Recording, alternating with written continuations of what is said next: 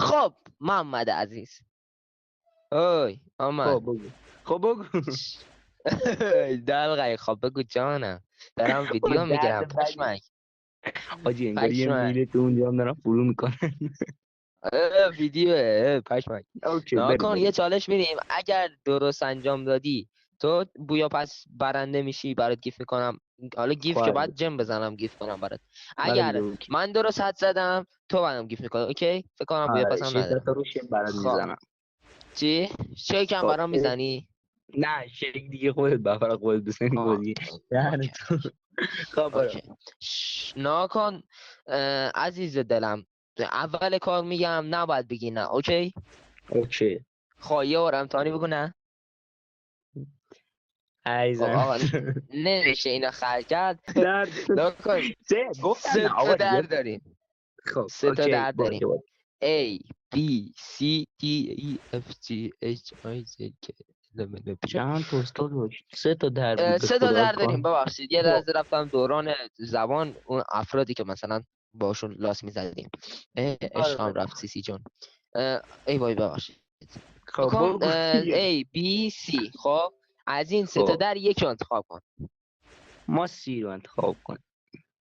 والله تو ولدی. نه به خدا. ای دهنت. گفتی نه، گفتی نه. گویا پس ای گیف کن. دهنت. گویا پس گیف کن. گویا پس گیف کن. گویا سب پس کن گیف کن. گویا پس یه گیف دقیقه کن. جا به خودت نه بذار برم تو چیز سب گوش ناکن ندونیم. ناکن. گویا گویا پس گیف کن. سریع تیز تون بابا یه تک. دقیقه بذار گوش نه بعد اصلا چه آدم لود کوش. بشه ببینم گویا پس دارم ندارم. نه ندارم ای خدا. زنت تو گایش کردم بیا بابا بعد بق بینم 300 تا جا رفت. من باید ببینم. من باید ببینم. بابا اومد بابا اومد.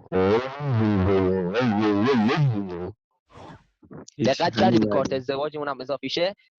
ای جان، ای الان جان، خوب کارت آماده ازدواج تا سه صبر دو کنم دهنمو. یک.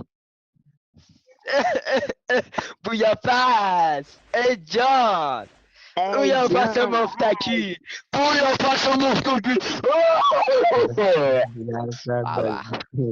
بابا بابا بویا چه پس آدم مفتکی گوشتی. جان. یه به چیز به منم چه بویا مفتکی پس. میخوای بخوری ها بدم مفتکی ها خواستی ست بگو. دخترانشو گرفتم ای جان. او گوشنه هانی، میگی. هانی حالا کونم پاره است، چرا پرایم برام گیف نکردی حرومی؟